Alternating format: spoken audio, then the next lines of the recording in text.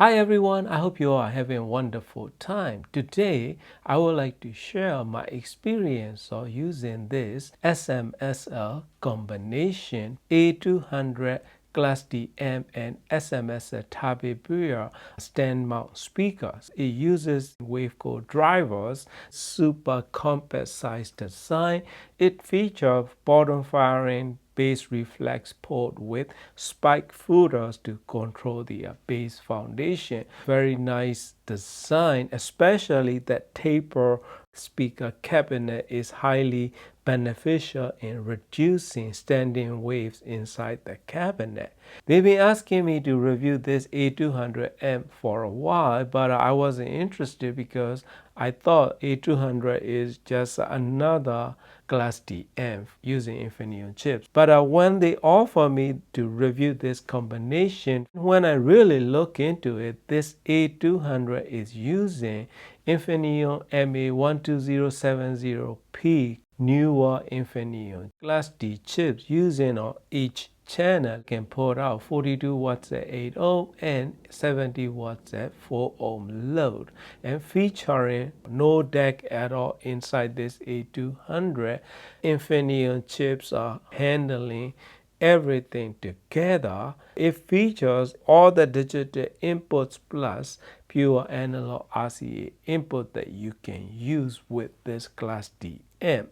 So I tried all of the inputs, right? When I was using it, my favorite is HDMI ARC and line level inputs for the sound quality. HDMI ARC shows the benefit of Infineon chip I2S based connection. Works very good. I can control gain from my streaming box remote control. It may not be super responsive, but it works. And then I was using the line level input and I was pretty impressed by the way that it can sound. And it has a few different tuning options featuring 5 different type of equalization, the presets. One is tuned to pair with Tabe Buer speakers and 0 is pure direct. When I'm using 2-channel mode, I use E1 setting. When I pair with subwoofer, I use pure direct. This Tabe Buer speaker and A200 combination has a very good synergy.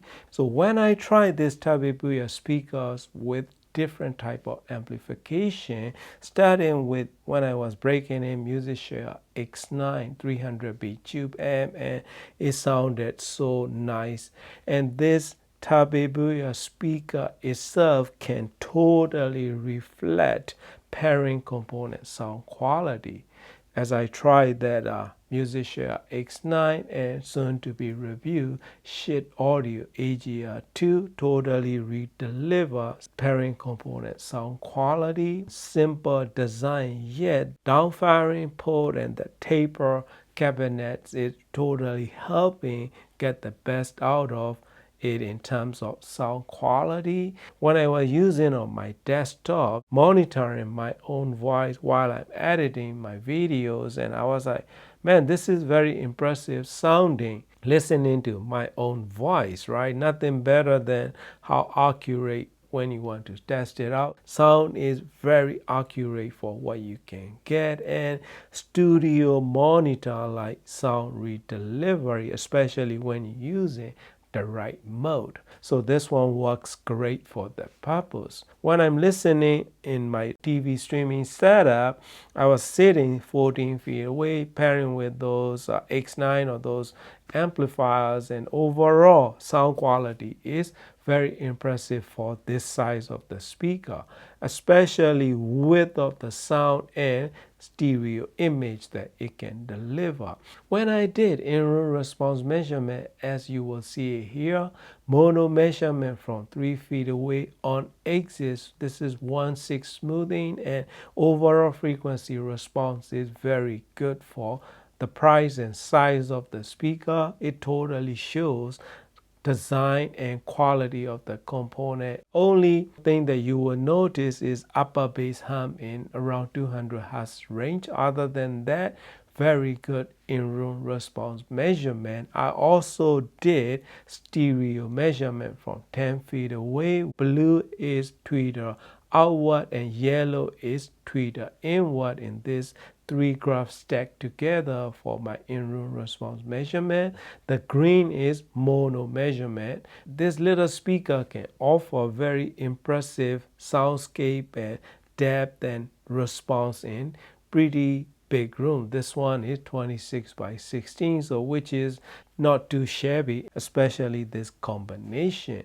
Even when I pair with better, more expensive amplifier, this Tabe Booyah speaker totally responded to pairing component sound quality as well, which makes you realize the quality of these drivers and the way that they design. So price is right, performance is very good for what you can get, especially current combo special price of $629. When I'm listening in this system, I place them 5 feet apart, 5 feet behind the speakers, just a tiny bit of toe in, the tweeters in outward position, and listening from 10 feet away. Sense of skill and dynamics that it can deliver is pretty impressive, especially stereo image that it can offer. Nice and precise center stereo image. I was using Tabe Booyah E1 EQ setting in A200 amplifier. When I was pushing it pretty loud, above 85 dB range, probably peaks around like 90 dB something, then that kind of loudness level, it can still have a nice control and nice refinement. But if you go volume control like 50 or so, juice is gone and that's it. It don't get much louder. Sound quality will get thinner. My average listening level volume control is around 15. Only one thing that I don't like about this A200 is those VU meters.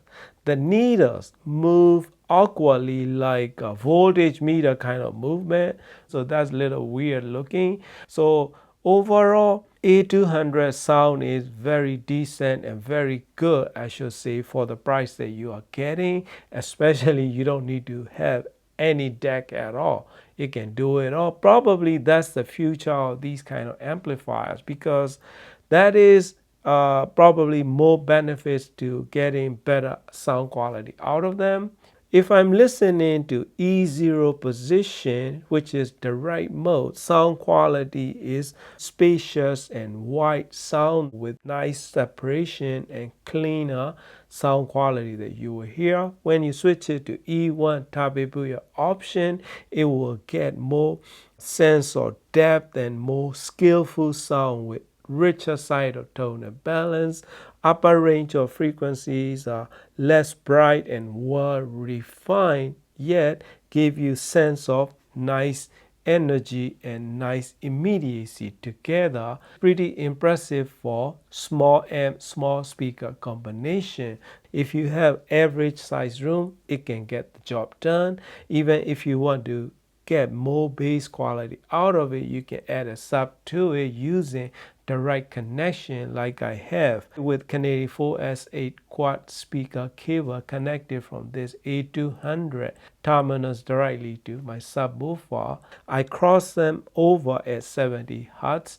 When I do that, I only use E0 option for me. That way I have more balanced sound. If I use the E1 Tabe Booyah option, what happens is sound is a little too thick for my taste. And another thing that I like to mention is if you are using USB-C, then you want to switch it to line level input, time to time, you might have to restart the main switch. Sometimes it won't go in line level input, but nothing major, minor glitches. Overall price, performance, features, and everything combined, this combination for $630 is, I wouldn't hesitate to recommend it to anyone because sound quality is impressive. That's it, my friend. That is my experience. Thank you for watching and happy listening.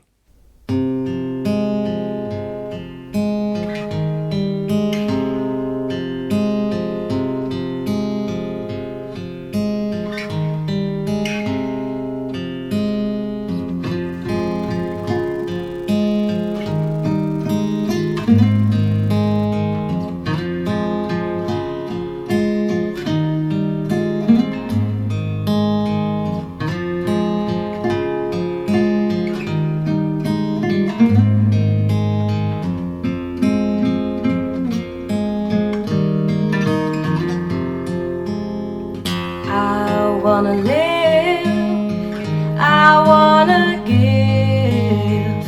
I've been a miner for a heart of gold.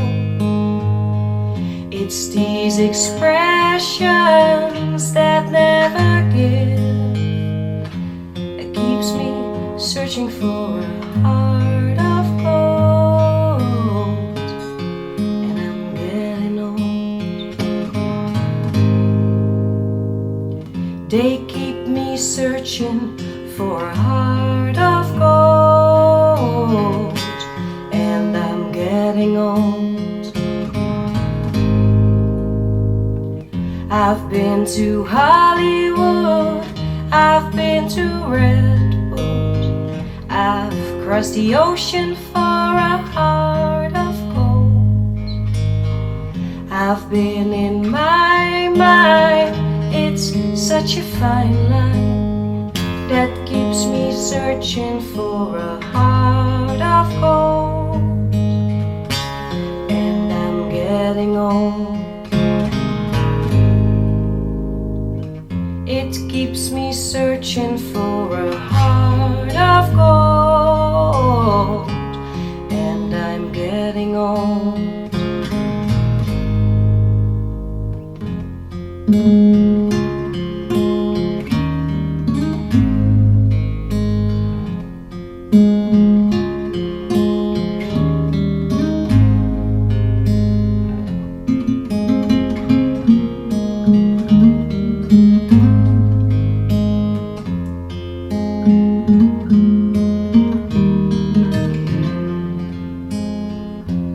Keeps me searching for a heart of gold. Keeps me searching and I'm growing old. Keeps me searching for a heart of gold. I've been a miner